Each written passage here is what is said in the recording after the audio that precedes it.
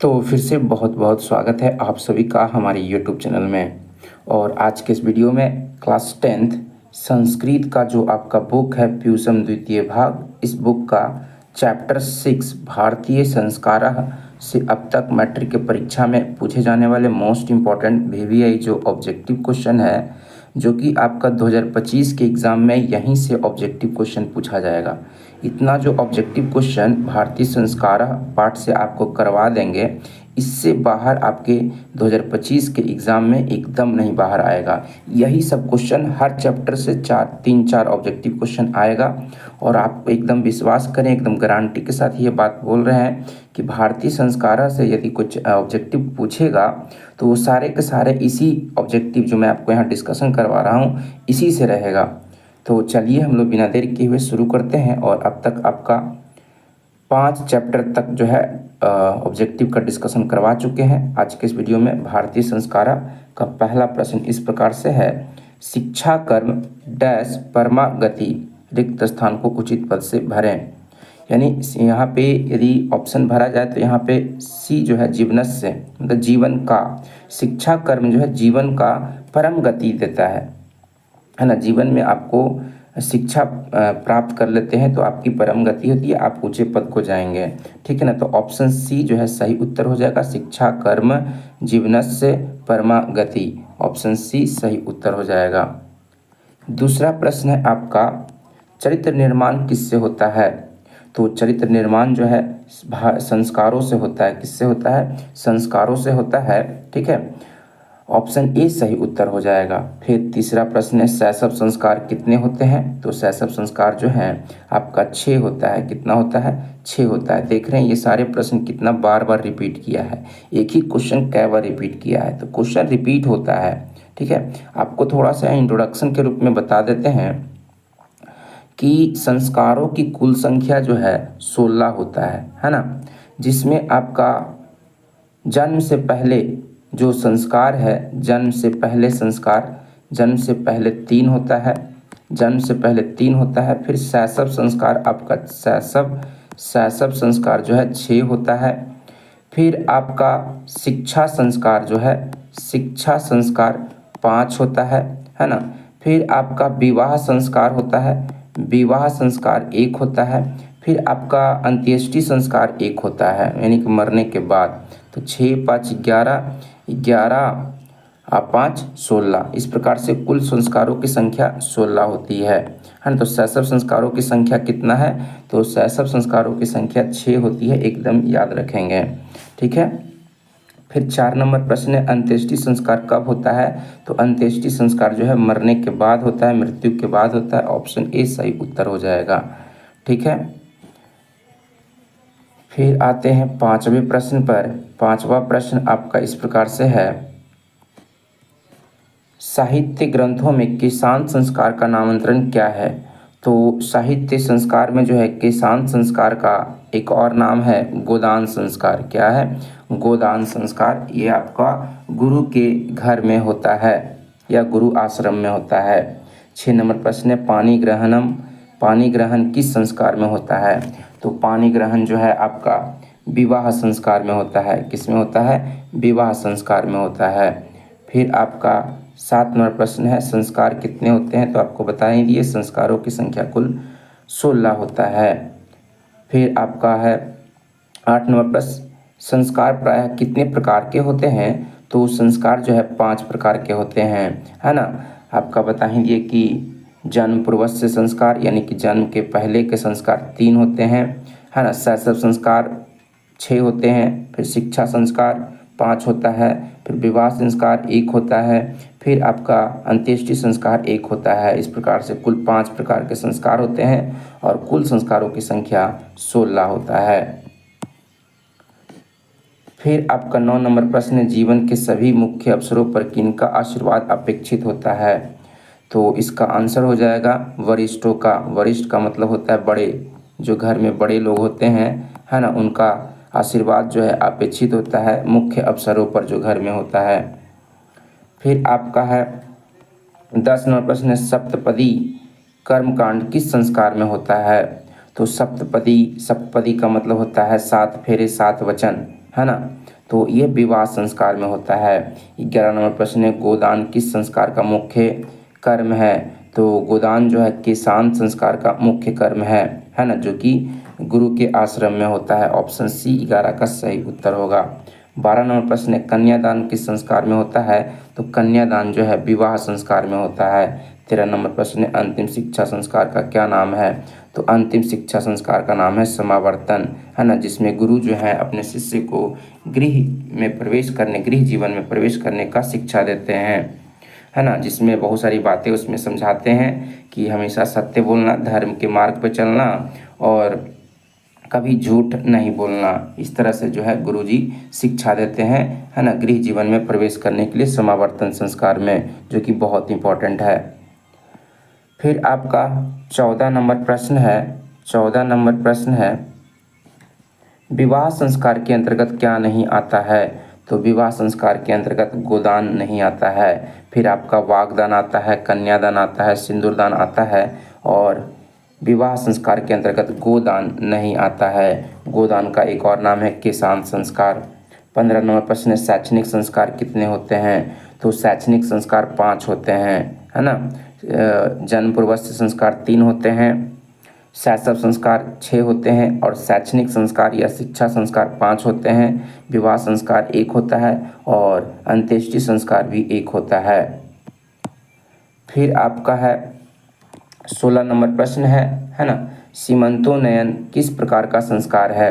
तो सीमंतोन्नयन जो है आपका जन्म पूर्वस्य संस्कार है। जन्म पूर्वस्य में 3 प्रकार के संस्कार होते हैं। पहला आपका सीमंतोन्नयन है, फिर आपका पुंसवन, दूसरा पुंसवन होता है, पुंसवन संस्कार होता है, फिर आपका गर्भाधान संस्कार होता है। तो गर्भाधान संस्कार, पुंसवन संस्कार और सीमंतोन्नयन संस्कार, ये तीनों आपका जन्म से पहले होने वाले संस्कार हैं।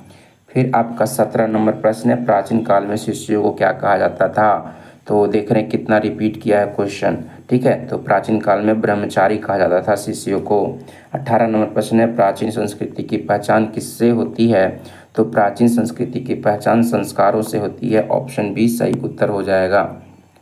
फिर 19 नंबर प्रश्न है, जन्म पूर्व कितने संस्कार हैं? तो जन्म पूर्व 3 संस्कार हैं, है ना। आप देख सकते हैं रिपीटेशन कितना ज़्यादा किया है।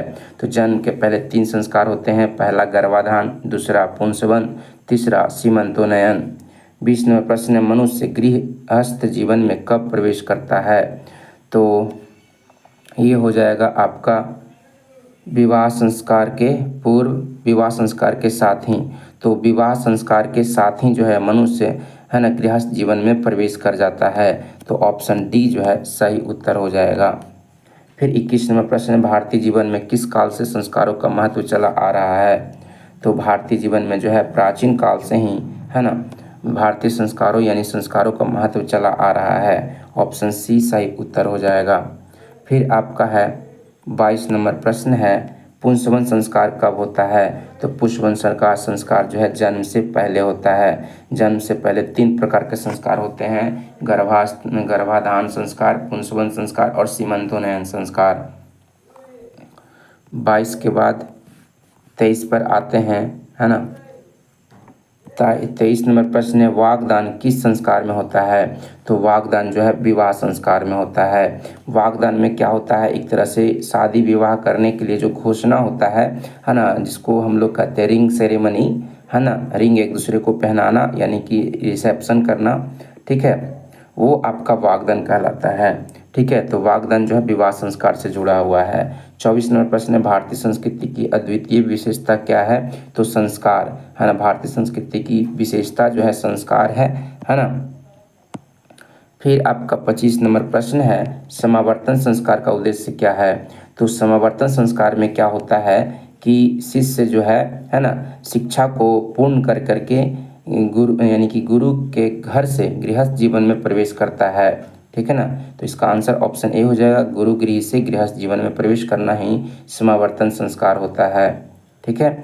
जिसमें गुरु जी जो है अपने शिष्य को 3 तरह के मतलब बातों का पालन करने के लिए कहते हैं। पहले आपका धर्म का पालन करना, ठीक है, धर्म का पालन करना।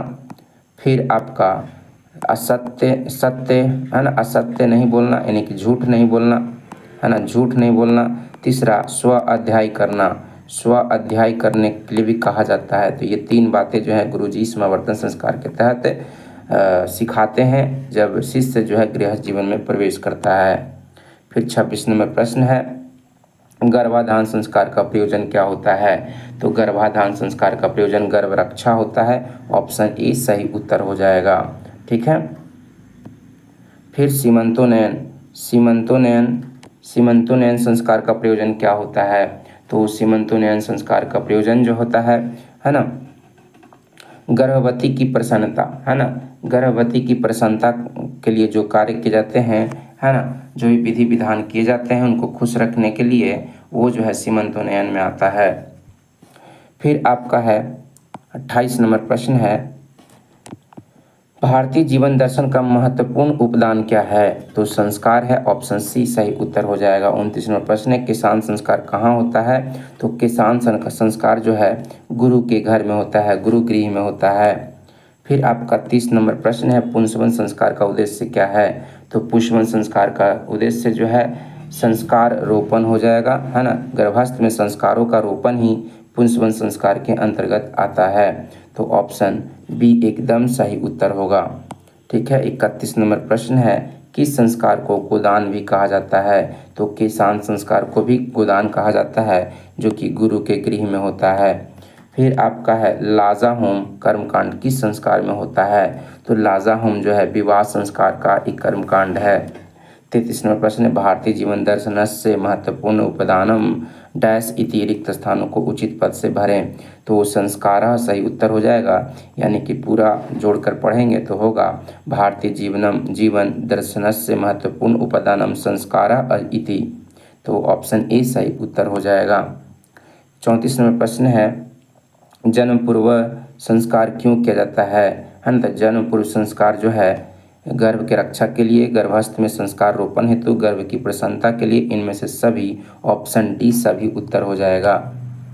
फिर 35 नंबर प्रश्न है, प्राचीन काले शिष्य डैश इति कथ्यते स्म, है ना, तो ब्रह्मचारी कहा जाता था। प्राचीन काले शिष्य ब्रह्मचारी इति कथ्यते स्म। तो ऑप्शन सी सही उत्तर हो जाएगा। 36 नंबर प्रश्न है, निम्न में से किस गृहस्थ जीवन का संस्कार कौन सा है? निम्न में से गृहस्थ जीवन का संस्कार कौन सा है? तो विवाह संस्कार जो है गृहस्थ जीवन का संस्कार है। 37 नंबर प्रश्न है, पहले शिष्य वेदाराम कहाँ करते थे? तो वेदा आरंभ जो है गुरु के गृह में किया जाता था। ऑप्शन ए सही उत्तर हो जाएगा। ठीक है।